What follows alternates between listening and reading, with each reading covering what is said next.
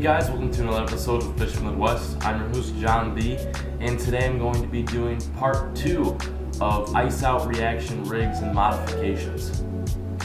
Now if you haven't seen the first video, click on the link below, or I'll leave a little annotation right there, and just click on that and watch the previous one. It's actually one of my most unique ones that I've done so far, even though I've only got 2 out right now. But this one right here is probably the most unique that I've got up, and this next one is probably going to be the most useful tip.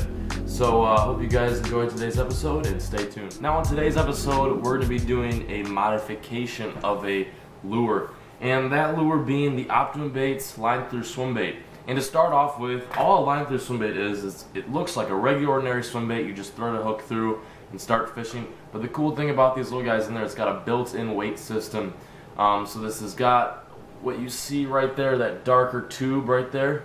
That's the built-in weight. You've got the mouth, and that little white tube right there is where you stick in your line. And once you stick in your line, you thread it through and it comes out right there. And all you need to do is tie in a hook and stick the hook wherever you want in the plastic and start fishing. And the one thing that I want to modify about this and talk to you guys about today is the problem that when you're using a hook, especially a beefy swim bait hook such as this one right here, sticking this thing in different places of the bait can ruin and it can weaken the plastic, and it's unnecessary because you end up fishing a bait that's intended to last for multiple fish, and it may only last 5 to 10 fish because you keep hooking in the same spot over and over again. And today I'm going to show you how to avoid that and how to effectively do it so you don't ruin a bait after the 3rd, 4th, or 5th fish. Now to start off with, a couple things you're going to need is a Optimum Baits Line-Thru swim bait. We've got 2 sizes. The one I'm going to be working with today is the full ounce swim bait, Line-Thru swim bait, but you can also get the 3/4 ounce, which is a little bit smaller if you want to fish some shallower waters. You're going to need a treble hook, and as you can see right there, all of the Optimum baits come with their very own treble hooks. It's a 2-piece set. You're paying a very low price for the hook and the bait, which is really cool because not all Line-Thru swim baits have that attribute to them. And the other thing you're going to need is one of these little bait keeper swivels, and if you can see, it's very tiny. It's got that little crimp section right there, and it's got the screw lock into it. You can find these all over the place. They're all over Tackle Warehouse, Cabela's, Bass Pro Shop. They're really easy to find. They're really inexpensive. You can usually get them in bulk as well. So you just need one of these, or a couple if you're going to continue doing this. You're going to need some pliers, some 20-pound test, or whatever you prefer fishing with. Right here I've got 20-pound test, 100% fluorocarbon. And so to get started, we're going to take our swim bait right here, and we're going to take our little screw lock bait keeper, and we're going to find a part of the swim bait that we want to put this in. And where you're going to put this in is where your hook is going to be.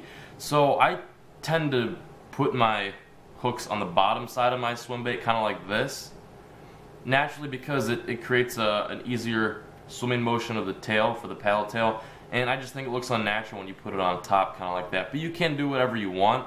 It's just all personal preference, and the one we're going to do today is right at the bottom.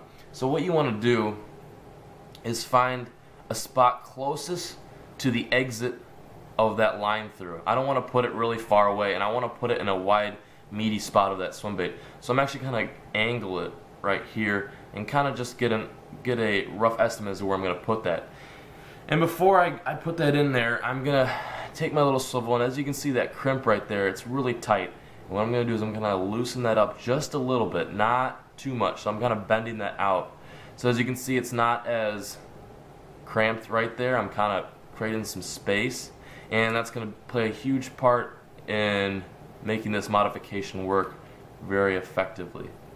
So I'm just kind of spreading that out, and once I get it a little bit far out, it's pretty good. It's good enough.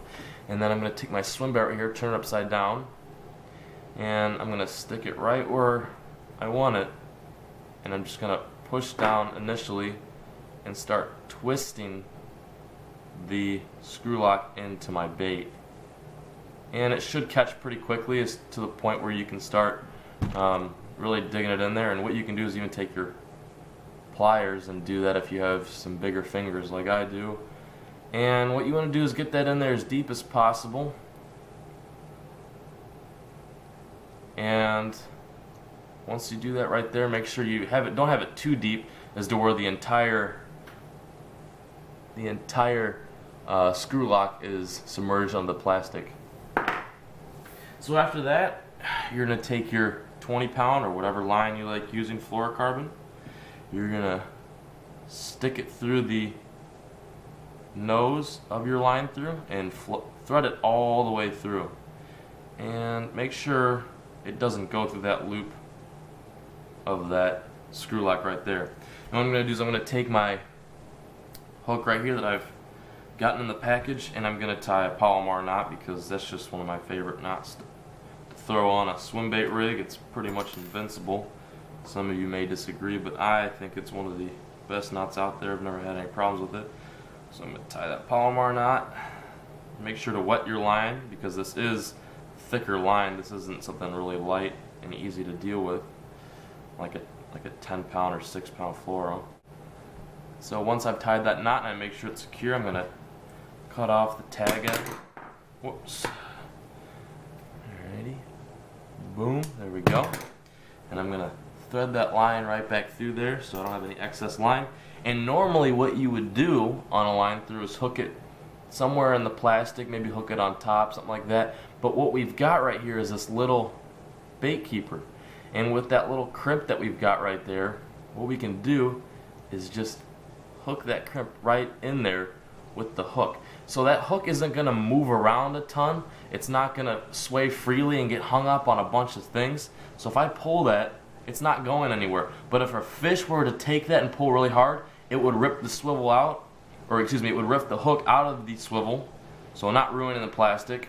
And make sure you always want to keep a wide spot in that swivel so it doesn't rip the whole entire swivel off. But if you keep a wide enough gap, that hook will actually slip off the majority of the time.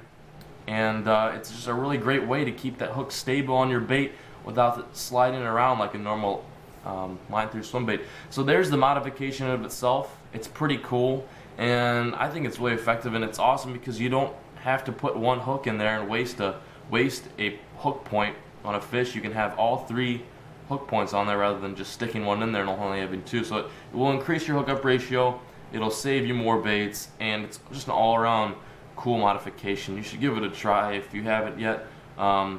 Try it this season for ice out. Swim baits are a really great bait to throw in the ice out period, and they will for sure land you fish. Thanks for watching. I hope you guys enjoyed today's episode. If you're interested in purchasing any of these products, or if you want to make one of these your own, I'm going to leave all the links in below.